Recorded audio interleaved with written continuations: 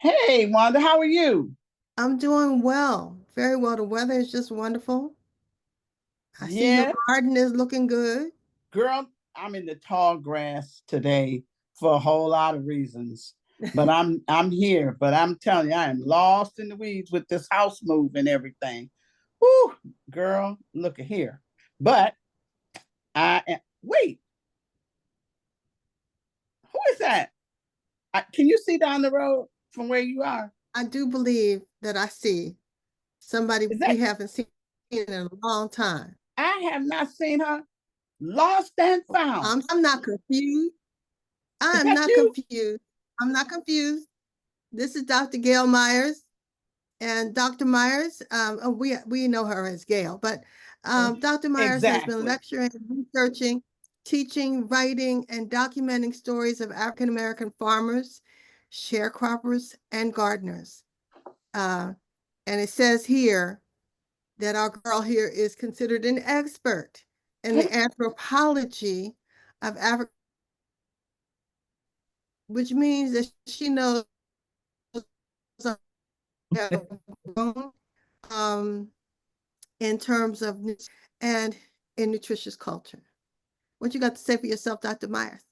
Oh, she knows some things. Yes, just a little bit. Oh my goodness. It is an honor to be here with you, Kathy and Wanda on the stoop. And I just, thought I'd drop by and share a little bit about my work. Well, you know what? Did this film. It's called Rhythms of the Land. Let me show you this trailer. Oh, It yes. really captures the work. Let me share my screen, if you will. And this time I'm not going to. Can you see all that? Yep. Yes. Okay.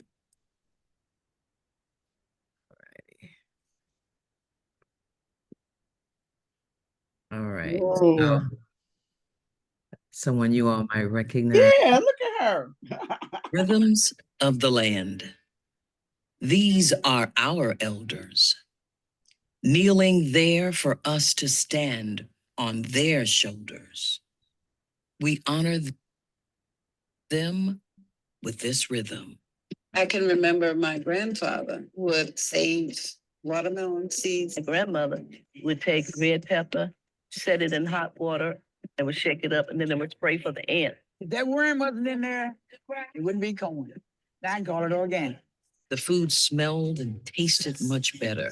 He was always butchering cows, so we had a lot better meat. I want to help cleanse and heal people with the food that I'm growing. Had to cook a lot of food. Had to cook for 11 people, but we always had a plenty. No money, but we had plenty of food. Never seen anybody that could cook anything and make it taste really, really good like she did. The energy of that ancestor comes alive in a food experience. These are the people whose shoulders we stand on, like bricks of a foundation stretching from shore to shore. Although taken in hate, we built our community on love. Oh.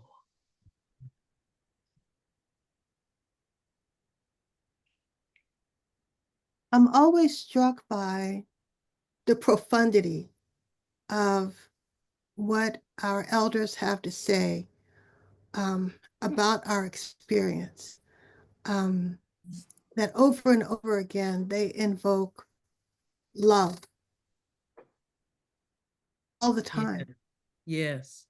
And Wanda, that's actually how I got involved in this work with Black farmers. I say now, looking back, that they chose me.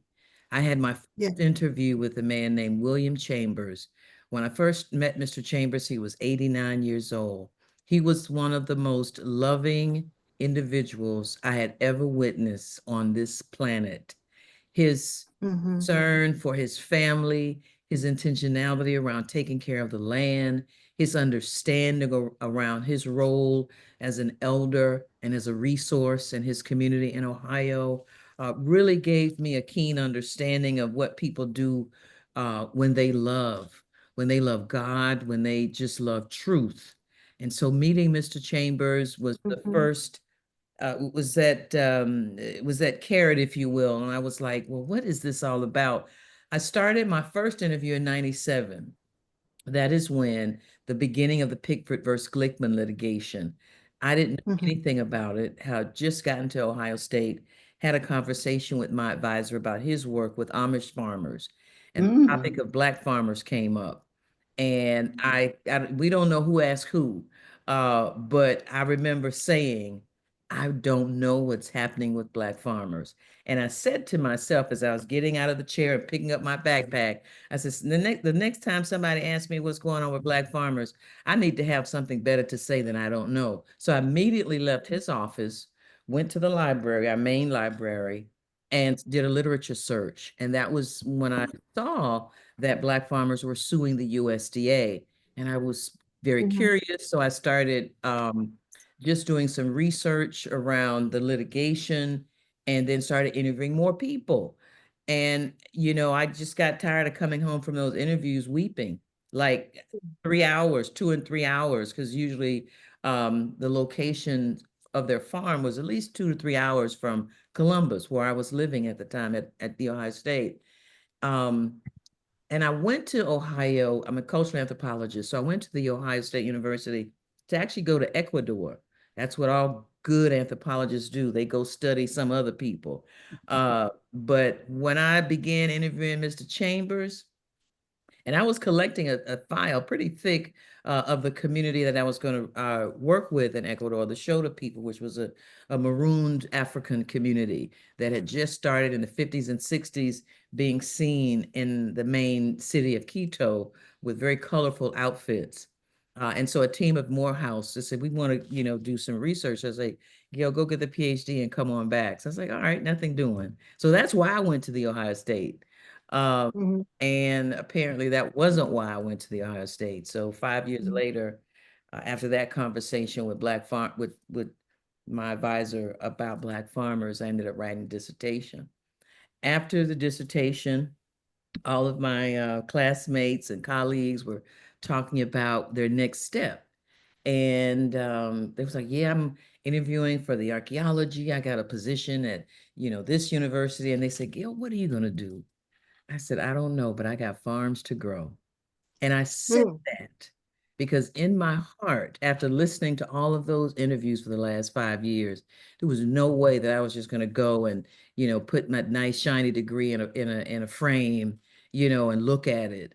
I had to do something. And so I ended up going back to Atlanta, which is where I got my master's and knew a lot of people.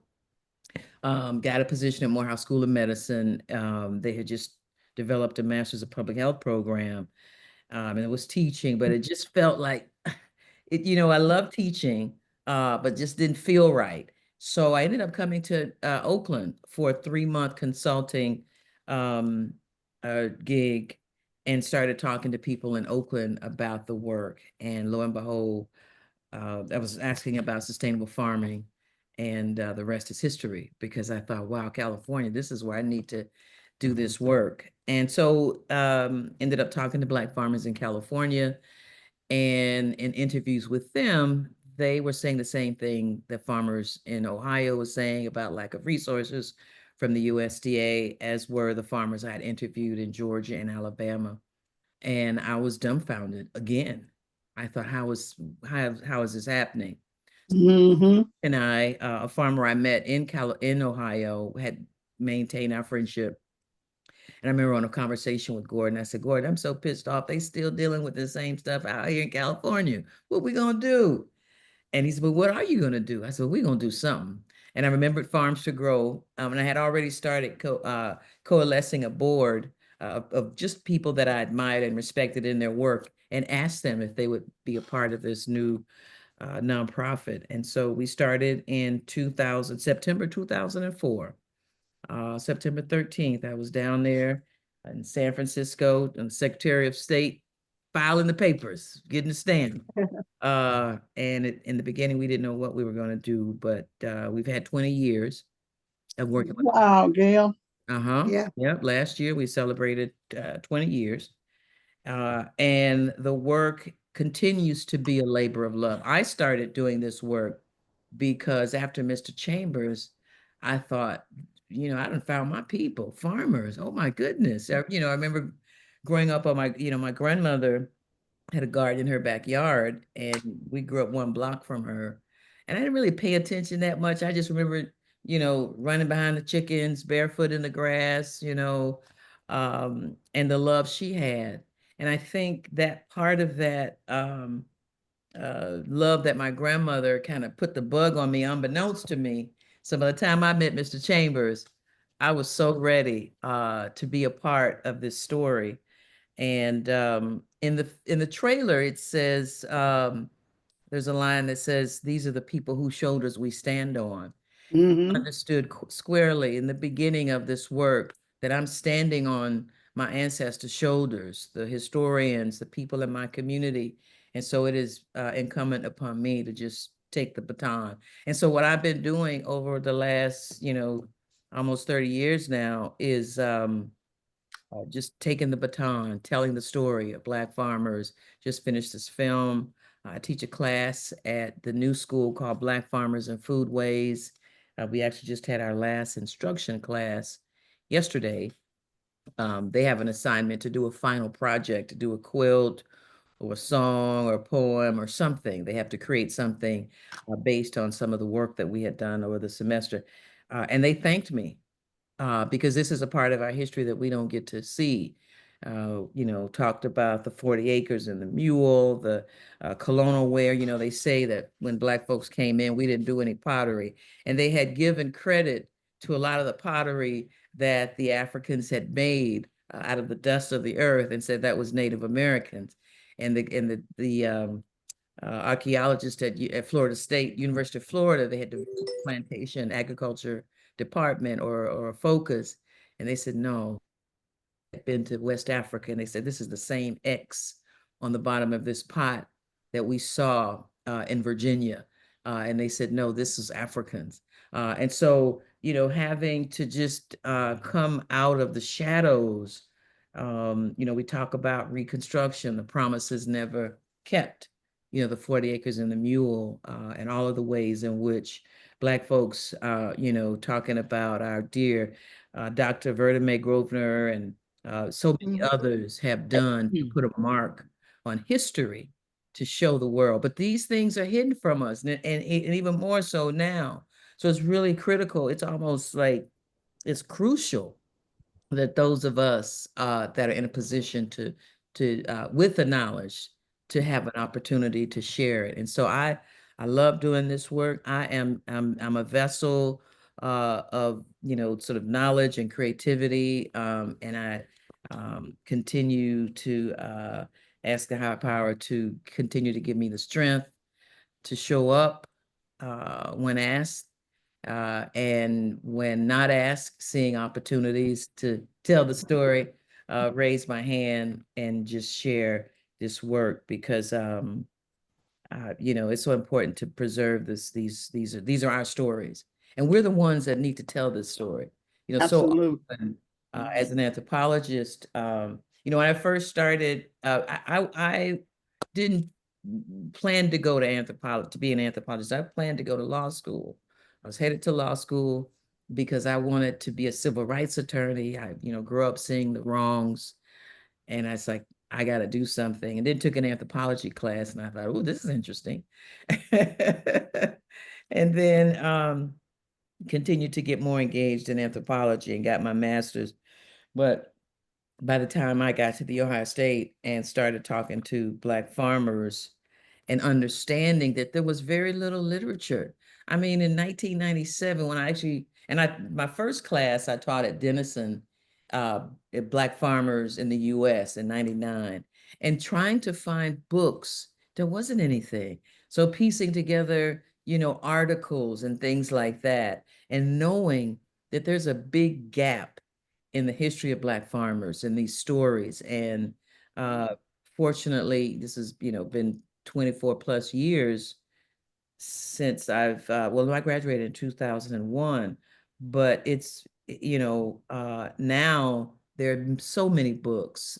It's not like a plethora, but we got books. We've got Leah Penniman's Farming While Black, Natalie Bazel's We Are Our Sisters, We Are Taking Care of Each Other, something like that. So we've done well, as a community. And I don't necessarily feel the sense of urgency that I felt in 2001 when I was saying I gotta grow farms. This is crazy. We're losing farms because, I started looking at the research, and there was a period in which, part of how the Pickman litigation happened, late 80s, when Black farmers were losing 1,000 acres a day. That was intentionally because that was the farming policy. It was, after the embargo, it was a lot of stuff going on, and the USDA saved their money for the white farmers. And right now we see that, white farmers are suffering because, the commodities, and they're not getting subsidies. They survived off subsidies. Black farmers didn't get subsidies. But one of the reasons why we are not in many ways so exposed, because we weren't waiting for $100,000, $250,000 check from the US, like a lot of these wheat and soy farmers and corn farmers going to their mailbox and opening an envelope with a check for $250,000. We weren't able to do that. And I was listening to Mrs. Barker last night on a call, and she was doing a caveat to the Black farmers who won a settlement when Joe Biden was president. And she reminded them that that is taxable money. And if you don't pay the taxes, then you get into another bind. And don't overspend it, and just pay attention, because they won that last suit. And then the white farmers appealed.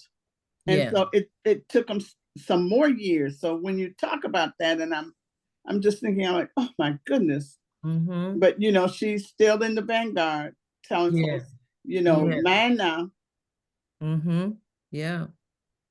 Yeah, we and actually we're not really sure what's going to happen, but one of the things that we know in the Black farming community is that we have overcome so much more. I mean, thinking about coming out of the enslavement period, when we didn't even have land. I mean, literally homeless.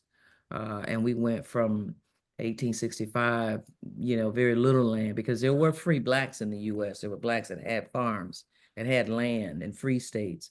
But going from 1865 to 1920, owning probably less than maybe 100,000 acres to owning 16 million acres without any government subsidies.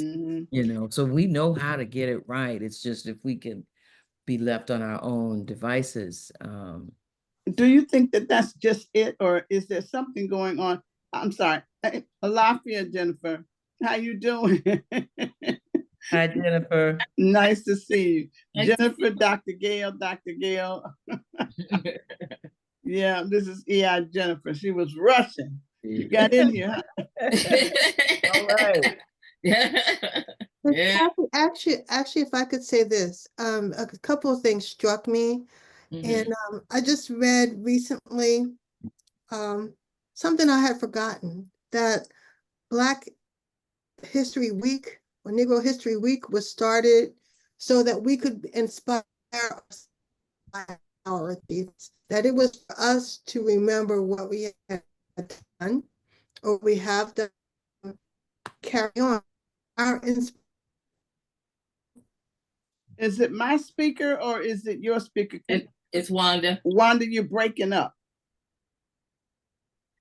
Oh, you didn't broke up. Yeah.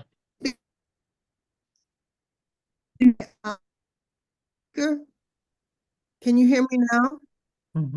You still how are you doing with me? I don't know what to do about that, because I'm a little okay. Evidently I can't talk this time because I'm not as close to the router server. I don't know what router. because my husband was, uh, so I don't think I can do anything about breaking up. So just carry on. You was Well, doing fine, Kathy.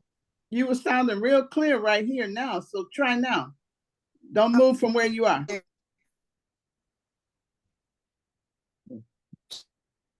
From last meeting, Gail, I was talking about white people, that they took us from the back of the bus and threw us under the bus. Hmm. And I have just been thinking of how well we have done when we had no interference. And I think that this right now where we are may be a real good turning point for unifying the Black community around all the things that we need, because we have not had the support of the federal government, then we can do more to support ourselves. Like this, the success of the boycott against Target is, I think, is telling us something. But the other thing I wanted to ask you about is if you could talk some more about and the conversation that you had with Wanda Blake, where she was talking about the presence of the ancestors when she's cooking. And Okay. I wonder if you had more of a sense of that sense of the ancestors around you when you started this work, if you felt it when you were interviewing farmers, if you hear it when they're talking to you. Mm-hmm. Oh, yes. Extremely powerful. When I was in the field, there were, I mentioned two instances when I was in the interview stage in 2012 for the film. Um, One, I don't remember if I was in Alabama, it was in the summer and it was so hot, like in Mississippi, my phone went out. I had to get a new phone. It burned out on the road. I had a rental car, I had to take it back because the AC just burned out. The one situation, I was driving and I used this term that I felt like I was in a car full of ancestors. I was driving by myself. But I felt this energy in the back seat. I mean, literally, it was so strong that I had to turn around. It felt like someone was saying, "You got your elbow on my neck. No, you move. You got your foot in my stomach. No, you move." I was like, "What? What is that?" I mean, literally, I felt that conversation, and I turned around because it felt like all the ancestors were in the back seat. And I just had to understand that that's really what was happening. And another situation happened, and I know this was in Mississippi. It was so hot, and it looked like I saw this mirage of an older woman on the road. And I'm cleaning my glasses. I'm like, wait a minute. It's like, okay, that's just the heat. But I was out there bookity bookity, and I slowed down. And as soon as I slowed down, unbeknownst to me, there was a Mississippi trooper sitting on the side of the road. Now I had been stopped by a trooper in Alabama because I had my camera. One of the things I had, I was just had the camera and I was just driving down the road. And this one trooper was sitting on the side. He thought I was filming him. And he puts on his light and chases me. And, I tried to let him know, baby, you're not that important. Filming a family. But those two instances, let me know that I had ancestors with me. And then when we did the interview with Wanda, I did not know that that's what she was feeling because I was feeling the same thing. And she mentioned that she had went to the store to get the food for the film to prepare. And it felt like the ancestors were looking over her shoulder, like, did you clean the rice? Did you wash the greens? And so that it was just some of the stuff you can't really tell other people because they don't really get it. I remember telling the car full of ancestors story once, and people were like, "Huh?" But I understood what was happening when I was in the field. I knew I was protected because on a long road in Alabama with that police officer and his, red beak skin looking down on me like he could have pulled out his gun any minute, that could have ended up differently. If I had been not in Mhm. when I was speeding through Mississippi, that could have ended up differently. So I know that there was a lot of protection, and so it was just really clear to me, even more so when I put the film together, to understand that this was um, something that was out there in the universe and no one could take it away. We could see these stories because we don't often see the Uh-huh. stories of sharecroppers. Uh-huh. We see the farmers, but these were stories Mhm. of elders telling us, we worked for 6 months, 9 months, and didn't get any money. Those are stories people hadn't heard. They were like, Mm-hmm. really happened to people? Yes.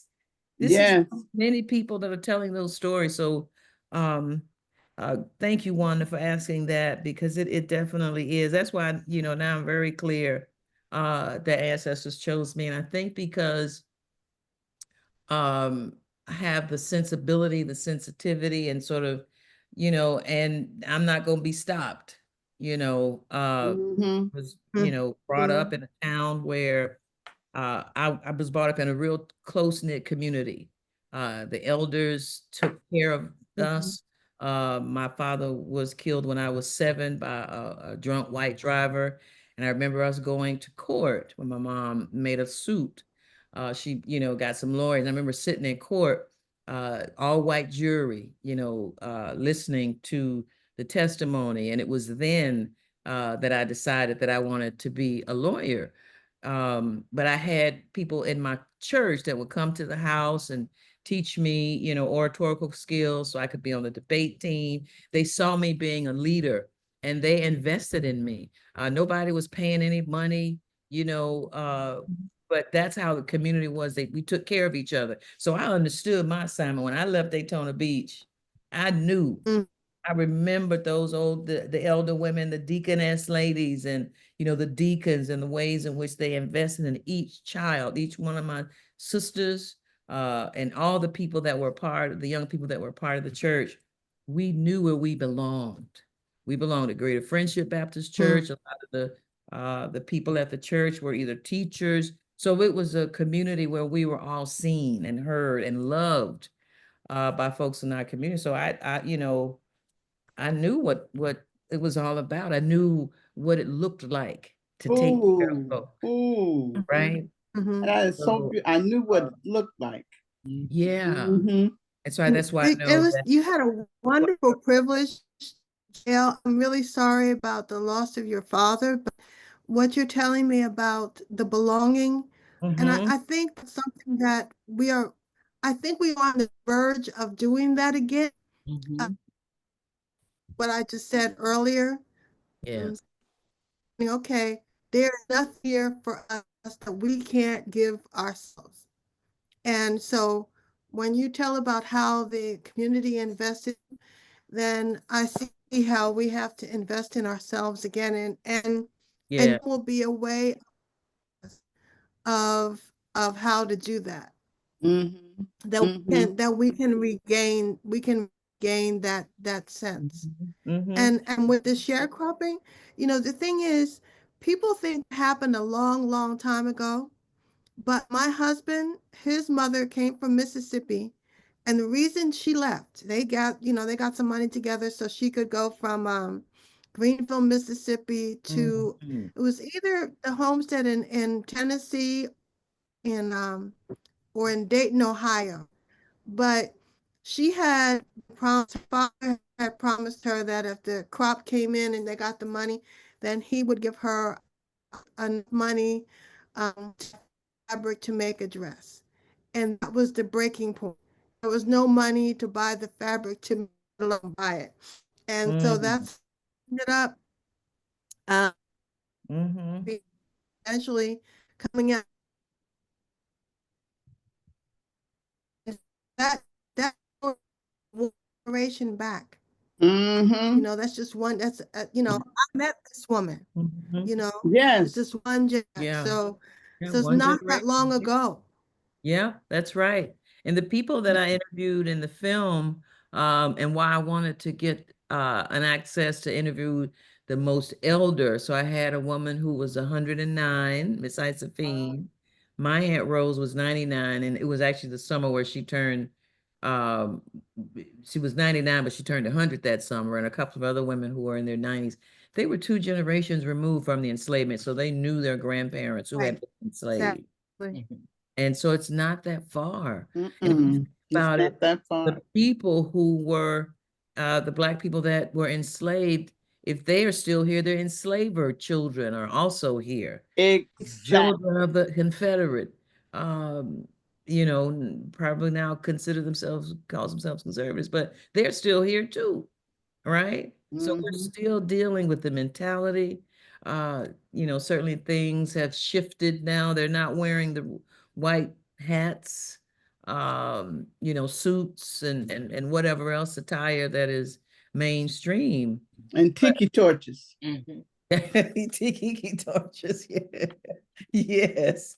But those elements are still here. So to your point, Wanda, the work is still needs to be done, the intentionality. I think that is what was so key for us coming out of the Civil War, is that we had all intentions. We were very serious Yes. about saving Yes. money, the Yes. mutual aid that we provided each other. We would save Yes. up for this family to get a farm, and then they would stay with us and they would save up and they would get the farm across the road or something. We About did. a house next door. Right. It was Mhm. more communal in our approach to community. We really did have the village approach because we knew that if I can't be sitting over here with a big old pot full of peas and my neighbor has an empty pot, our community. And so that was the African way of being that we've always, Yeah. Mhm. it's in our DNA, but we've kind of, capitalism tends to make you selfish and greedy and, try to covet your neighbor's money and all of that. And so we kind of got to that on that kind of roller coaster. But in general, if we take the intentionality to invest in community, to get land. Land is also key. I think that's one of the things that may be why there's sort of a diminishing community, because when we had land, we were able to keep our food traditions. We were able to keep our other rituals around the spirit of honoring the forest. Lost a lot of those ways when we lost our land. So we got thrown into a more material based and not artificial material, because certainly the natural is a material, but we got more into an artificial based material world, and then we forgot that we were from the earth, and that our people were earth people and land based people and water based people, and we were part of the universal elements. And so we left that and that understanding of our role with nature and how we do community. But land was the critical piece. That's why in my class we do 2 weeks talking about the Gullah Geechee, because the Gullah Geechee corridor and the people that live in that community, my father is Geechee, um, are the last vestiges of the intact DNA, the bloodline, the morphology. The Gullah Geechee community has been studied more than any other Black community. When they look at the dialect, the language, they know that it is a compilation of so many, the Congo, like 10 different languages, Hausa, and we were able to be on those plantations and after those plantations and bring all of those languages into one dialect that everybody in that corridor speaks. It was survival. It was the language of survival, and it was the land ways of survival. There's a term that's used called Black fugitivity, and it is used to discuss the maroon effect, like how we were able to stay intact is because we jumped slave ships and or killed the people who were driving the ships, and we moved off into the Brazil and Jamaica and the great Dismal 80. Swamp. And what'd you say, Kathy? High 80. Uh-huh. Yes, in Haiti. And so the Gullah Geechee community, one of the things that I talk to my students about is that that's an action oriented. We can do something. They just recently had a protest at the Atlanta courthouse. We see an opportunity to work with either from a monetarily or moral support for the Gullah Geechee community, for Black folks, white folks too, my white students in my class. I said, write papers, do presentations, tell the world we need to make sure that our Gullah Geechee family members keep their land. And that's how we were able to stay intact and survive, because we had land. So I don't know how, the access to land, freeing the land where we are with that, but I think that is, as Malcolm X says, all revolution starts with land. We've got to get some land back. And I do see a lot of young people, returning to the South. There's this reverse migration. And so there is hope there. If we get the land, we can bring back some of our, more traditions and teach our people. One of the things that we do, and Jennifer, I chime in here because I know you've been, so you come on, because my question is probably our closing question. Okay. Yes, ma'am.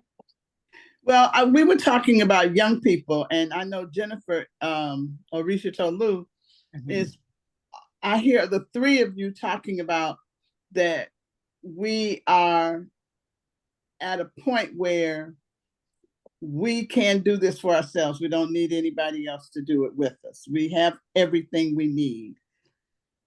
And so, excuse me, my question to you, Jen, and to you, Dr. Gail, what are we going to do? This whole conversation around 7 years for 7 generations was an ancestral call during the COVID. And it was, how do we keep our young people engaged with us? Everybody's not going to go back to the farm, but we want as many to go back to the land as possible. I'm right there. But what is it? What do you as an elder, what do you as an anthropologist, a cultural anthropologist, a subject matter expert, a woman on the land, period? What are you telling your young people? What do young people tell you as well? Because I guess I think it's time for us to listen, although I have ideas, but what do we need to say going forward to get this unity that I know this is the next movement. This is what we've been fighting for. So what I'm doing here is the kids and stuff that come around here. I'm starting a garden, okay? And I keep the kids involved in the garden because I tell them, you're going to eat the harvest. You'll be able to take some of this home to let your mom, cook dinner for you. We're showing them how to grow. Also, one of the things that has changed over the years is the taste buds of our people have been destroyed. When I lived in Guadeloupe, back then when the man first came back, the first thing he said to me was American food had no taste. And when I was in the French West Indies, I was offended. What do you mean American food has no taste? The first thing I noticed when I came home was American food had no taste. When you grow up eating those sun-ripened tomatoes, you can't tolerate grain with no flavor. So I'm trying to redevelop the taste buds of the kids, and showing them that not all food come from plastic packages in the grocery store. You realize a lot of the kids, if you gave them a live chicken and said, prepare this for your dinner, they wouldn't know what to do with it because they think chickens come from plastic packages in the grocery store. They don't realize the drumsticks are actual legs. So that's what we're trying to do here is get the kids involved in from the beginning process what food is like, what it's supposed to taste like. And the kids in our family don't eat McDonald's. You want to piss them off, feed them McDonald's or Burger King. They don't eat McDonald's. I take your point, Jennifer. When I had one of my raggedy boyfriends was from Venezuela. Went. His mother ran the National Library, and her assistant had visited the United States, and she said that the food had no taste, and that was 1998. So I take your point about that. I take your point about because and also I swear to God and every other white man in the world that in 1970s at our family reunion, in York, Pennsylvania. I'm farmers too. And there was this meal. Mhm. And I remember the macaroni and cheese, the real cheese. It was, it was not Velveeta, but I Ooh. can still remember the taste of this tomato. This Mhm. tomato from 1977. I've been, how you look for, like, let me see if I can have this taste again. I've been decades.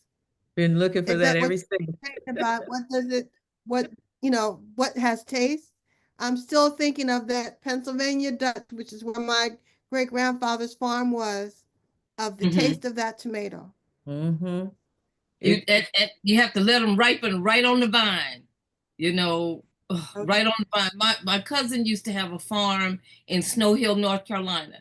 It was 5 acres that she used for produce because they had a little store, general store right at the end of the farm.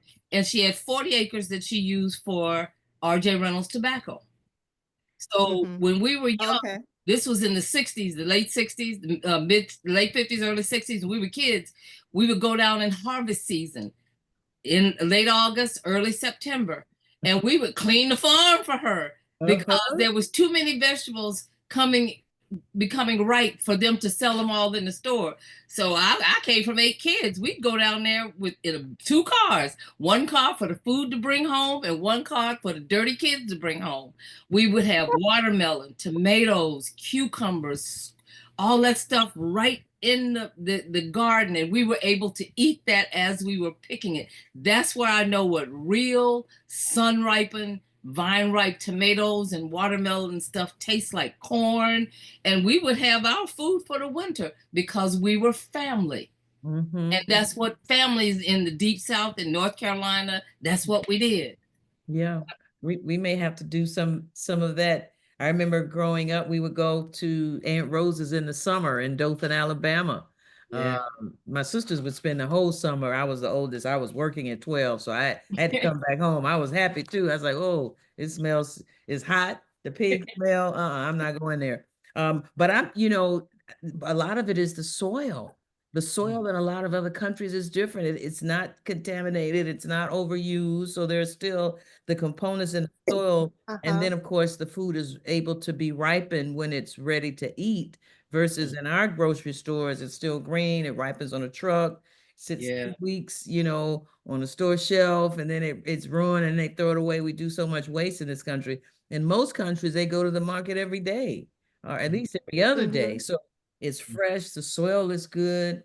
Um, the question around what can we do to kind of rejoin our young people, I think we need to go back to the land in many ways. If it's a week or 2 weeks or a summer, some kind of opportunity where young people in California and Philadelphia, although there are more and more farms now in Philadelphia and in California, so they don't have to go too far, but spend some time. And it's more too than the food. It's about what happens when you're on the farm. You think about Mm-hmm. sharing, you think about recycling, you don't waste anything. You think about caring for the animals. They're not just, oh, I'm going to be having fried chicken tonight. Those are part of the community, the ecosystem, right? So it teaches us how to care not only for the land and the animals, but for each other. And so when we get that, that's how we survive, like loving each other and making sure that we had not only enough for us, but that our neighbors had. So, the fact that we go back and just get back into an African way of being, that's how we survived on them plantations post-Civil Mm-hmm. War, coming out of the 60s. It was integration that, changed the whole paradigm. Um, Right. And that's one you're thing that muted, I'm saying Kathy. is You're that muted. it, oh, I'm glad I probably was muted. I said I Gail, don't I, think. I agree with you. I think that um, we gave integration a chance, and even Dr. King said after he went to Chicago, he's asked Mhm. if he was moving us into a house that was on fire. Right, on Well, fire. now that we are crisp, now that And we are under the crisp, bus. I think we can give up on that philosophy. Well, so I'm loving this conversation. I know we probably need to stop in a few minutes. I am not quite clear. I understand the communal piece of it, And I understand, I absolutely understand and love the land because I'm from Mount Vernon, Alabama. That's where my ancestral home is, as well as my African family. I can trace my family all the way back to the great state of Oyo and an African named Dabo. So when we do my DNA, I am Yoruba, but there's also some other things in there. However, I want us to think clearly, or not clearly. I want us to think clearly to me. What is the geopolitical clarion call that you are going to give young people? How are you going to unask them from that hip hop, TikTok, Instagram, iPhone that they are permanently attached to? Because let me finish, because the land requires us to work together. So I'm not quite clear about what we say, not at the group level, but at our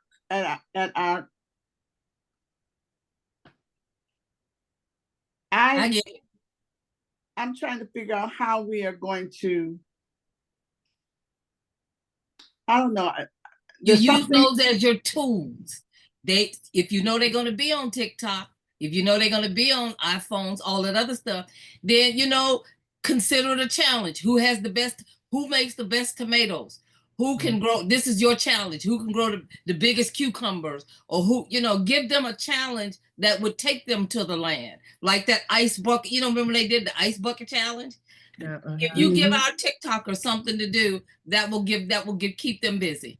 That's a good point. Because I'm finding now that when they said, when Trump came out and said that he was going to go back to segregation, I was shocked at the amount of people who came out on TikTok and said, yay, young people saying, yay. I've never been for segregation. It destroyed our whole community. They stopped shopping at my grandparents' store because the white man's ice was colder. That's right. They stopped wanting us to make clothes for them because that was our business, because you can get it cheaper at, what was it, Mary Ann's, that started mass production, stuff like that. So now learners and learners, and now they're all going out of business. So now what we have to do is bring back, if our kids knew that a quilt was actually a map, then we give them a challenge. Who can make a better quilt with a better map? Yes. And that if you give them something to do, I have my sister's kids here, teenage, preteens, tweens. They're we made clothes in the costume. We made costumes for the theater. They're coming to us asking us, how do we sew this? So they're in the summertime, they're sewing, making their own stuff. So yeah, that's a way to get to them. That's how we do it. And now we got them going out in the garden to see who can have the best plants, who can grow the best. Give them a challenge, and if you take them, we limit the time that they sit in front of TV. If they do what they do outside, the gift is 2 hours on TV, then you can get them outside. And our kids, I'm not arguing any of that. I think that at a basic level, that is exactly what has to happen. But I don't know how. So I think you helped me. I don't know how you scale that up. And that's what makes me nervous. I get that the people that I talk to, like the Gails and the Jennifers and the Tades and the Dejas and not even the Fatima though. So I don't know how we scale that up. And that's what makes me nervous, because you doing that, and then that person that you are really grooming and raising, and I don't know what happens when he or she gets to the club. And so I don't know what happens when he or she, because we can't control what happens when they turn that corner. Well, so I think that if you spend the time with them doing the gardens, bringing back. I'm not talking about your person. I'm talking about the next level. That's what I'm talking about. Scale it up. I think that when you scale it up, I think that they'll pay attention. Okay, Google Shalom Farms. Here in Richmond, even though it's run by white people, there's something called Shalom Farms. They enlist city kids to help in the farms in all aspects, growing, harvesting, cleaning, all aspects. Then what they do, put it in the chat box so we can get okay, it right. I'm gonna put a link in there. I'll find a link and put it in here. Okay. Also, what they do is they have, I think it's Tuesdays, Thursdays, and Saturdays, they have vans that goes out into the different neighborhoods, and most of them are low-income communities. You can get fresh produce that they sell at a reasonable price, grown by these kids, harvested by these kids every Tuesday, Thursday, and Saturday. When we had a big party last year, I got 2 grocery bags full of fresh collards for $15. Wow. Yes, they sell them. It's like you can get a bunch. If you're not a member of the Shalom Farms Collective, they're like $1.50 or $2 or something like that per bunch. And I think it's like a pound and a half to 2 pounds per bunch. But if you're a member of the collective, you can get it for $1.50. And if you buy it in bulk, you get a better rate. And these were some of the freshest green. You can get everything they grow out there. So I'm gonna I'll look up Shalom Farm. But that is a blueprint that we can sort of follow. Mm-hmm. Mm-hmm. And there are Also, here in California, Earthseed Farms. You may have heard of her, Gail. Yes. What is her name? Pandora Thomas. Doris, yes. Yeah. So from May till September, she sends for Black kids from the projects in San Francisco to come and pick. That's awesome. All right. So and there's another farm that they do that. But I can't remember the name right now. So the more of these, because these farms didn't exist about 25 years ago. So the no, more they didn't. increase the existence of these, we increase our opportunity to kind of go back to the land. And so the land and the ability to farm, that's certainly a huge aspect. The aspect that got us through was the idea of we looking after each other. The notion of we are big, the community is bigger than us. Mm-hmm. And if I am going to survive as an individual, I got to make sure my community survives. And what we then got caught up into this rugged individualism where we all want to be me.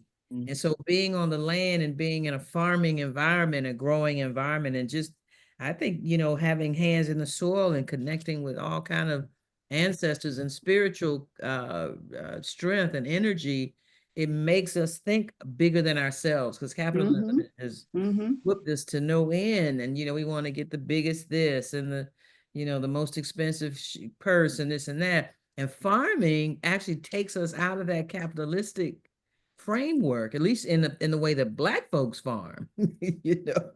That's what I've noticed, is that we're going to take it back to the community. We're going to make sure everybody is eating. Is eating. Now I have no fuss with that. And I think that the whole notion of Ubuntu, I exist because we are, is a critical thing. But I'm gonna stay at us on this one, because I think we have something here that as it grows, it becomes it's always an important thing, and the farm and the rhythms of the land.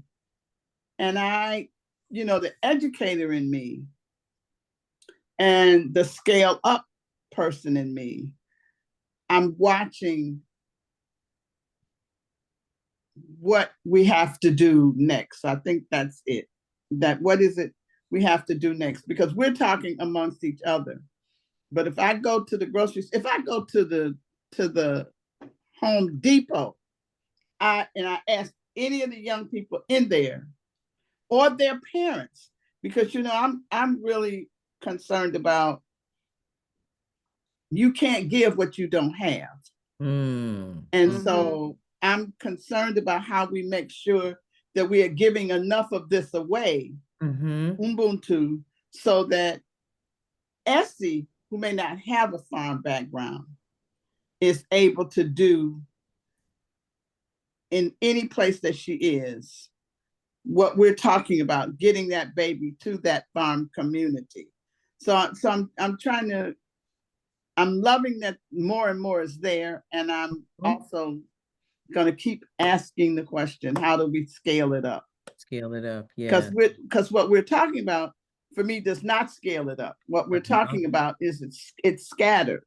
Yeah. And it happens with people who are committed to it. So what I want to do in the whole notion of the 7 years for 7 generations is concretize it so that people can tap into it. So the people who don't know jack wit or who are not farm people, because everybody on this conversation is a farm person, but the people sometimes in New York or Detroit or Chicago, that's not their jam. They've lost it. And that's the piece. Oh, my hands all in my face. That's the piece that, is important for me to kind of hang on to. How do we elevate the people that we know, and how do we fix it so that other people can access it? And I guess I'm really worried about moms and dads who don't have it. They didn't get it. Yes, but as Jennifer said, there are all these young people who are, was Jennifer or Gail saying young people are buying land in the South? And that was Gail. That was Gail, yeah. Yep, they're going back. Gail, before you go, what are you looking to do next? Ooh. Wouldn't you like to know? I did put the Shalom Farms link in there. I got it. Okay. I am ready for Rhythms 2. I keep hearing folks say, when are you going to do another Rhythms? Yeah, that's what I want to be able to do, because I noticed that these stories, we don't know our history, and a lot of, like, we're receiving it now through video documentaries, visuals. And I tell you, so many times I show the film and young people come up to me and they will wait in line. They will maybe the last one because they may be hesitant, and they will come up and say, thank you. What can I do? I really feel what you're saying, but I don't know where to start. And so I know that these films resonate with young people. So the more that, I can be a support for learning our history, exposing young people to our history, because I think that's the challenge, is that they don't know their history. They don't know how great all the things that they just, it's hidden from us. It's lied about it. We're shamed around it. And so we need us telling our story. And so I would like to, and I'm continuing to teach. I see a lot of impact for the next generation. Wonderful. Teaching young people and be able to be a voice wherever I can. I'm also interested in reconnecting. I was in Senegal and Gambia plus 20 years ago. I want to go back to the continent because I've been saying this a long time. Yes, Black Lives Matter, but no Black life will matter until Africa matters. Because as we have seen how they are trying to take our brother from Burkina Faso, he's done all of this to keep us in a place of enslavement. And so there's that relationship, the continental relationship, that is broken. That I had some guests that stayed with me recently who just finished a documentary on Marcus Garvey. I think it'll be coming out in a couple of months. But it just kind of, I felt so good to have them here in the home as we were talking about Africa. And so I think some of the stories that I want to tell is around Africa and how Africa matters as well. But thank you for that question. It helps me. Did you ever get to Ecuador? No, I never made it to Ecuador. Did you ever? I never made it to Ecuador. I made it to Ecuador. You did? Oh, yes. When she was talking about ancestors earlier and ancestors talking to you, one of my aunts came through. So I'm talking about Teach them teenagers how to make that homemade strawberry wine. Oh yeah, Fumi K's mama. Really? Yes, to teach I our am. kids how to make that homemade strawberry wine with all I the strawberries that they grow. Yeah, corn, all that stuff. You can teach them. You'll get some of them. That's the way you'll get. There's no ways to get all of them, but tell them how to make strawberry wine. Teach them how to can and freeze and blanch and all Yes. that other stuff. How to preserve foods for the future. I You know, think this they'll is like real it. interesting that as you said that, I was thinking about the Sweet Hustle Mhm. and China, whom I want you to meet. Gail, did you meet China? I don't think You so. did. You went with me. You took me to the event? youth entrepreneurs. Oh, yes, yes. Yes, that's now those two connect in a very different way. So we probably need to connect with her again to think about a whole, Yeah. we could go into a baking and a catering, baking, growing, catering, and urban farming. And I know she's interested in that because remember, she went to Cuba. And this year, when are they going this year, to Ghana? You asking me? I'm not sure. I'm not sure either. I have to remember, but she told us on the Stoop Mhm. last month. So Trying to go to Ghana. Mhm.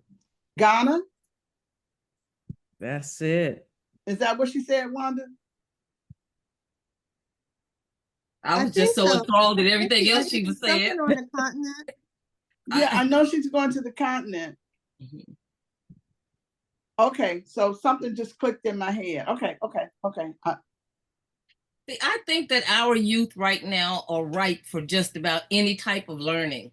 You know, they're tired of only so many people you can influence. But if you got influencers talking about, well, I made such and such, and this is how I beaded this, and this is how I learned to do this with my hands, and so on and so forth, you can influence the little kids now to start doing stuff again. Yeah, their minds are ripe for any type of knowledge because all this electronic stuff is basically it's an overload. So now it's going to AI, and that's not fun. And Well, then, I'm telling you, this AI thing is really scary. yeah, but it's here. Yeah, oh, it's here. Unfortunately, We just got to figure unavoidable. out what to do with it because it's not. No. White people not gonna let this go away. They like it too much. Well, our ancestors are speaking too loud because I just found out the other day about the brother from South Carolina who, there's a brother in South Carolina. He died, and his family decided to submit his DNA. Found out that he was the oldest person, that his DNA preceded the Native Americans being here in America. The Africans that were here long before the Native Americans got here. Yes. Well, you remember now, Ivan von Sertima told us that. They came before Columbus, yeah. Came before Columbus. So yeah, but this is DNA proof that the man, when they did his DNA, they had to find a brand new haplogroup for this guy because his DNA Yes, was I like do remember that. 300 and some thousand years old. They discovered a new bloodline or blood type or something. I remember that. So we now have a new Henrietta Lack. Yes. And they said, I think they said that he only came from 9 in the Cameroon area, where it started. Was it Cameroon or somewhere over in there where it started, and migrated to Mali, which is, and then all over the world, our DNA is showing up as the oldest DNA ever, even older than Lucy. God, I mean, our ancestors are speaking to us loud and clear. We are the lucky ones that have learned how to discern what they say to us. Our others basically think it's instinct, but see, with electronics, TV, all these other things, our instinct has been bred out of us. We got to bring that back. Tell the kids that is your ancestors telling you, go around the corner, there's a parking space waiting for you. Right. Or that is your ancestors saying, just a little more salt, sweetie, just a little more salt. That's them talking to you. Yeah. So we have to teach our children how to listen to them and discern, because once they discern and start listening to them, that's when the real magic happens. that's Yep. when we'll be able to get to them. That's amen. That's an amen all the way around. Just go into hallelujah. Oh, may. Hush. Well, Reach the choir. Dr. Gail, I think we done got riled up, stirred up, and I know you're probably trying to get home and cook some beans or something, because just we walk by and all of a sudden you got snatched up into a conversation. But Well, I will you come back to the Stoop gift to us. anytime. It has been so much fun coming by and chopping it up with everyone. I love it. Thank you for, inviting me to be a part of this conversation. And I love all of you all. We'll come back anytime. Well, we on it. So the first movie is called what now? Rhythms of the Land. Okay, I'm gonna look it up right now. Yeah, it's on YouTube. You missed the trailer. The trailer is on YouTube. We have screenings, and I will share with Kathy when the next screening is going to take place. But what we do now, because it's not in like you can't just go and stream it. We invite folks to bring it to their community, and then we have a conversation. You can either screen it person to person, or we have a virtual opportunity that you can screen it for your community. Okay. Oh, you know what? Because Tade knows Daryl, and she knows a lot of the people in the Gullah Geechee area. Okay. Yeah, there's a farmer. I just saw, we were there. We were in last weekend. Last week, the 16th, 17th, and 18th. We were in Denton. Is it Delton, Florida? She spoke at Delton. Delton, right? It's where Stetson University is. DeLand. That's DeLand. Yeah. We were in DeLand, Florida. Then we went to St. Helena Island, and we saw Daryl. His farm had already started, because I get produce from him. He's one of the Gullah Geechee farmers. Yeah. So where in South Carolina is his St. Helena Island? Okay. Yeah. She used to live there, my niece. Yeah. So yeah.